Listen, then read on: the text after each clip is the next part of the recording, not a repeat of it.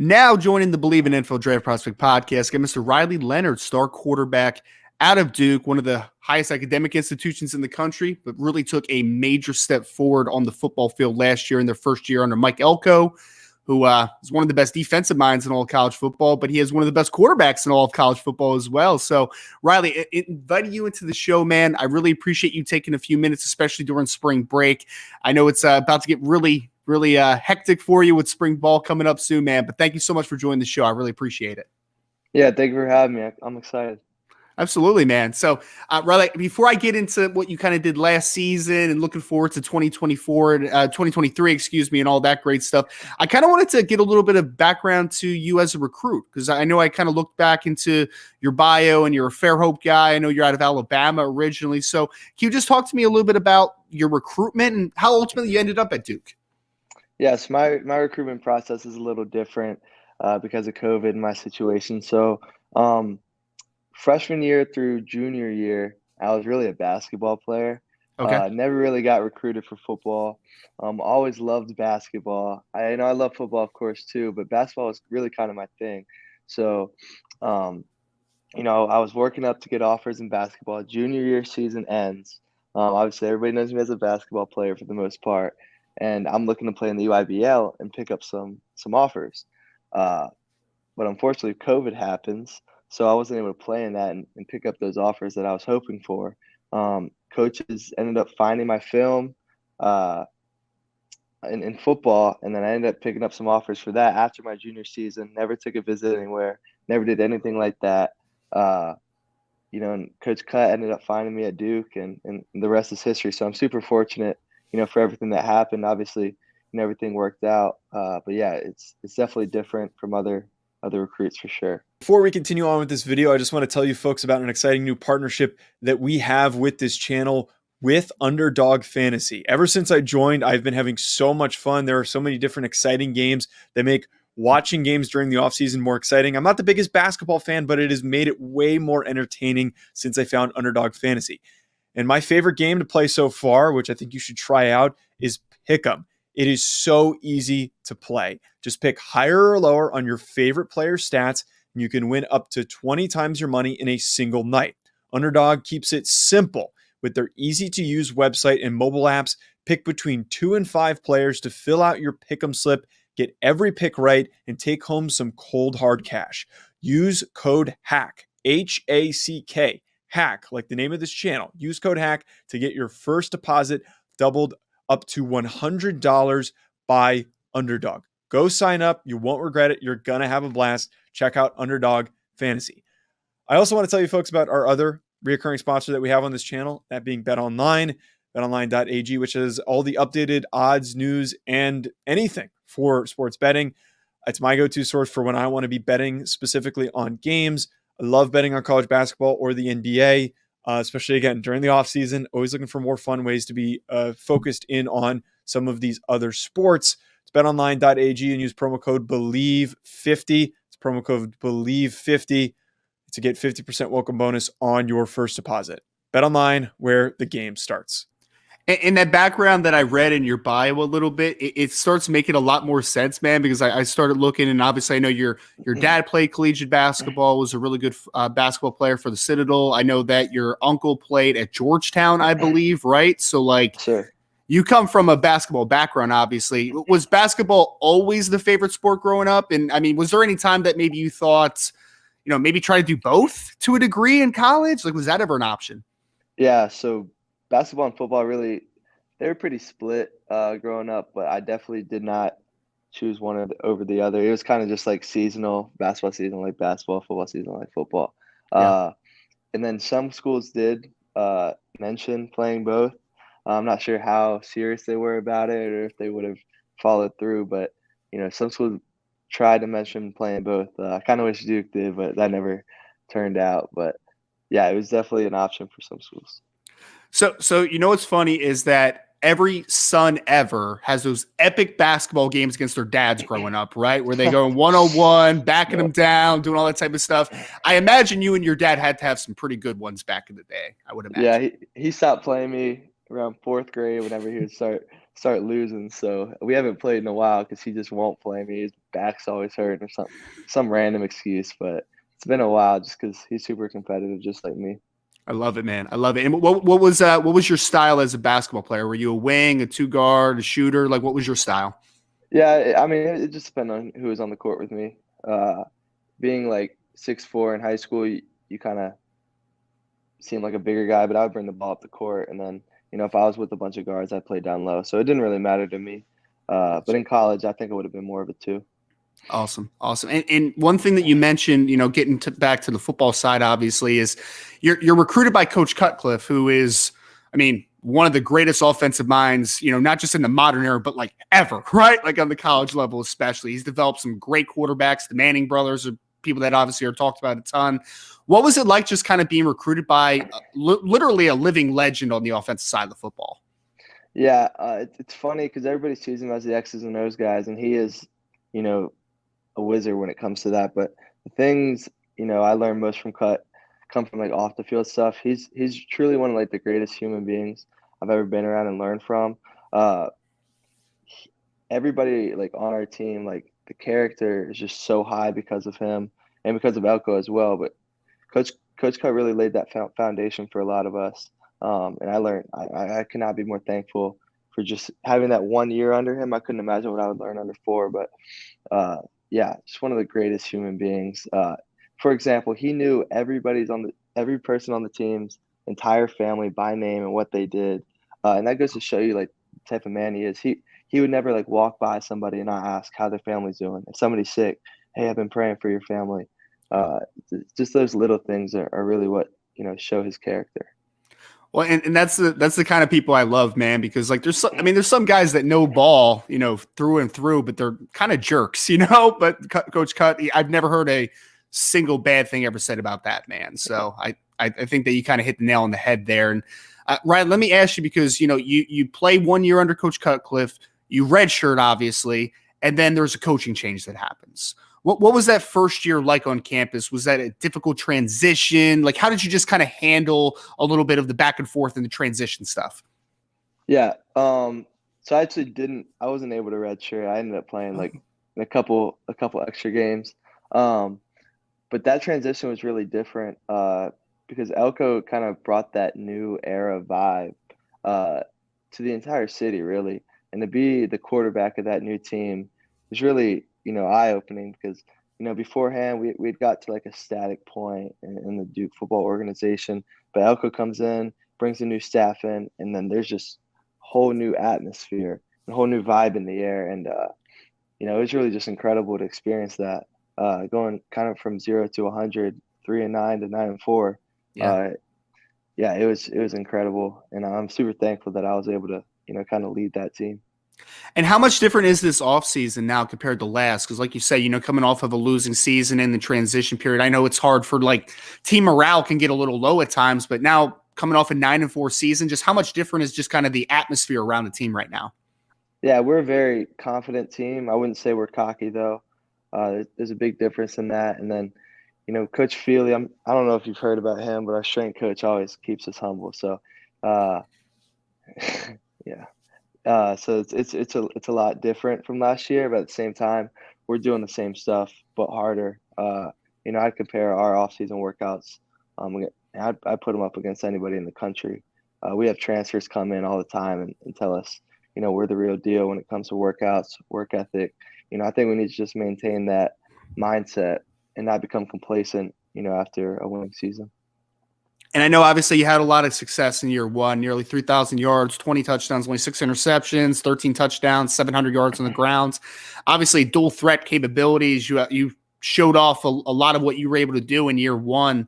Just kind of, I guess, in the rearview mirror a little bit, Riley, just kind of looking at what you were able to accomplish individually, all ACC type of performer, 9-4 record in the first season under Coach Elko.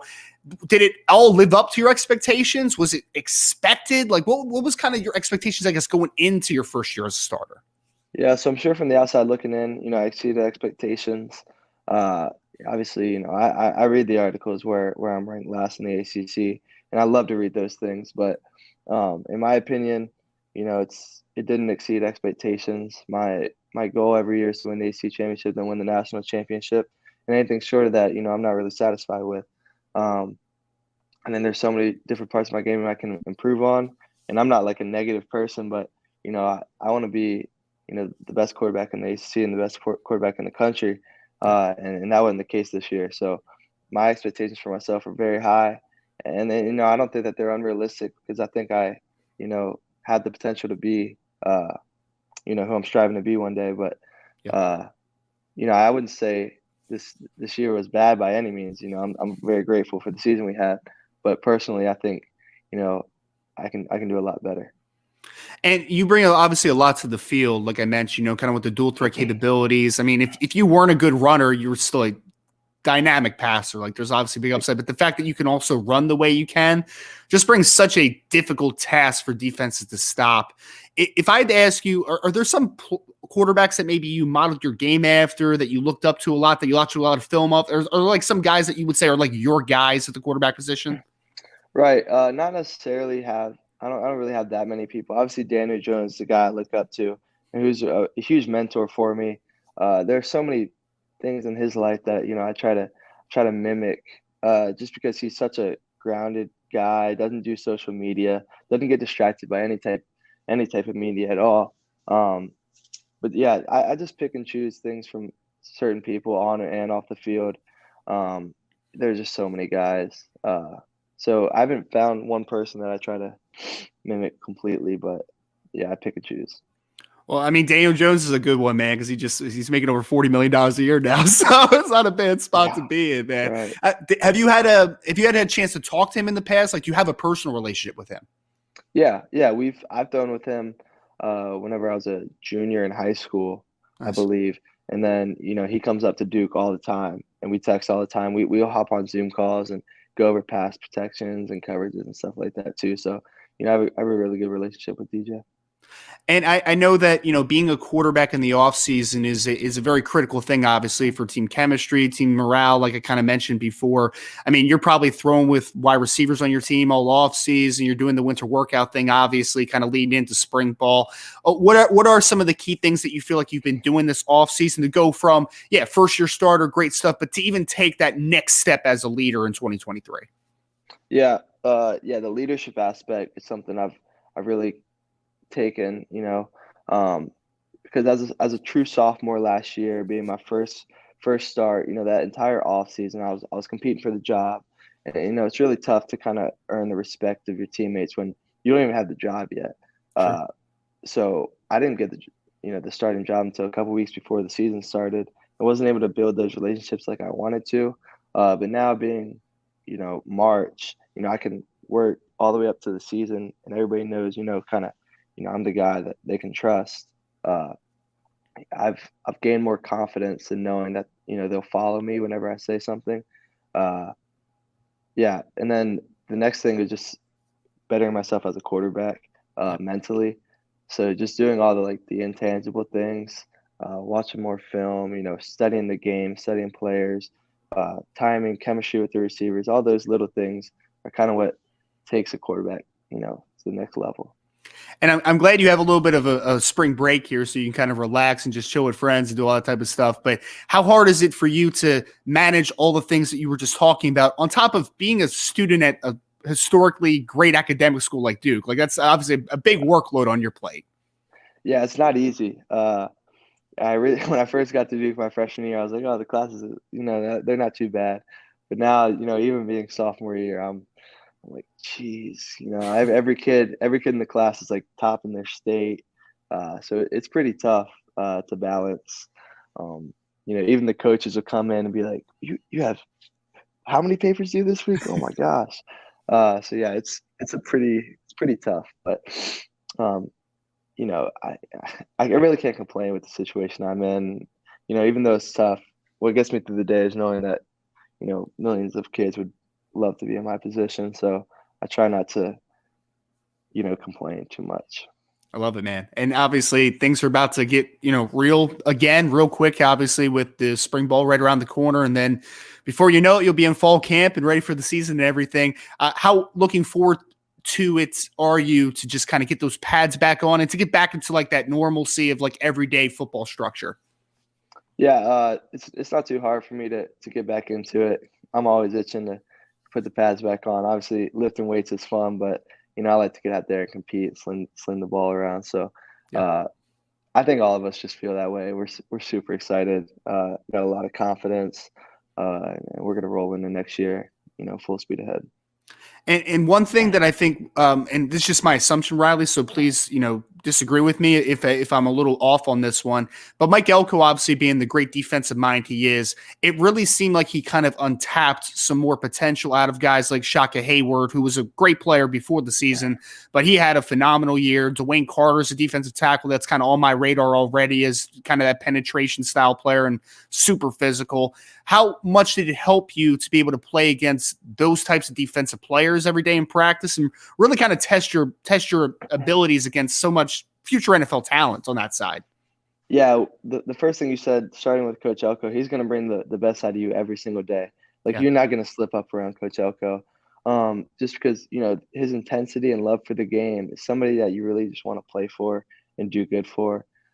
He's like the hardest worker in the building, so we just kind of want to show him that we care and we respect his hard work and we want to play for him. And then playing against these defensive guys like Shaka Hayward, Dwayne Carter, Darius Jordan, there's just so many on that side.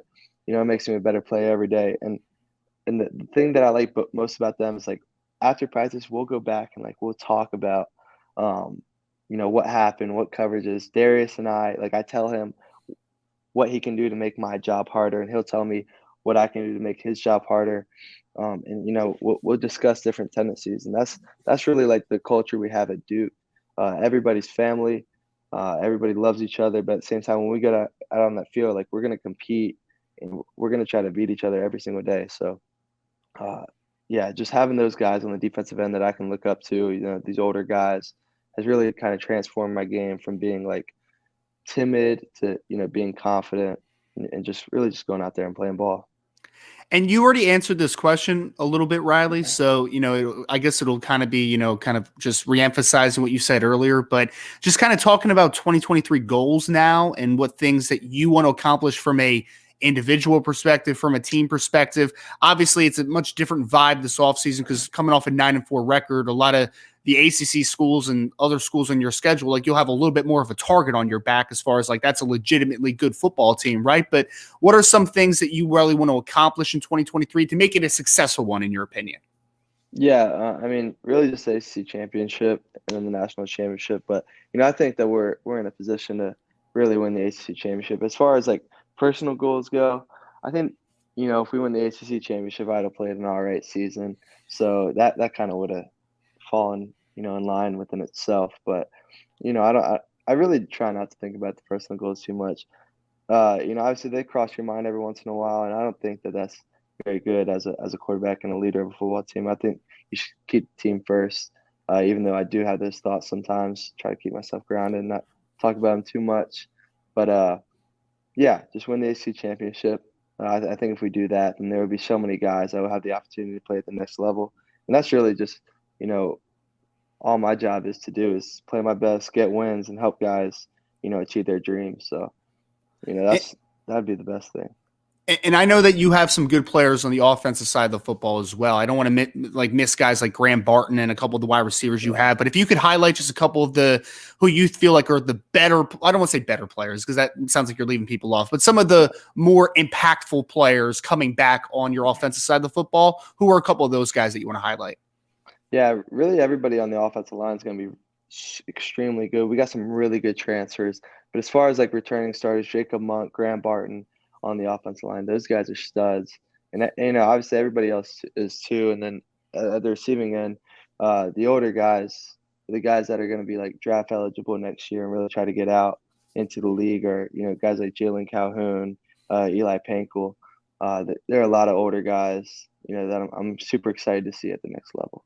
I love it, man. And then obviously, I'm kind of putting this one out here, Riley, on you for, because I think that whether you end up in the 2024 NFL draft or 2025 NFL draft, whatever it ends up being, obviously I think that I think that you obviously have an NFL future and I'm a big fan of your game. So kind of the last question I have for you, and it's I know it's going to be tough for you because we don't know exactly when you're going to be coming out and all those details, right? But just knowing the fact that, you go from a kid that was maybe a little more focused on basketball in high school to just a few years later that you might have an NFL future. Just how grateful are you for, potentially having that opportunity, and what type of blessing would that be ultimately for you if you did get that opportunity?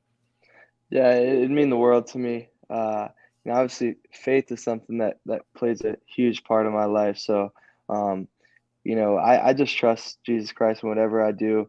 Wake up every day and thank him for my situation. And before every game, I just try to talk to him and tell him, I trust you, whatever happens.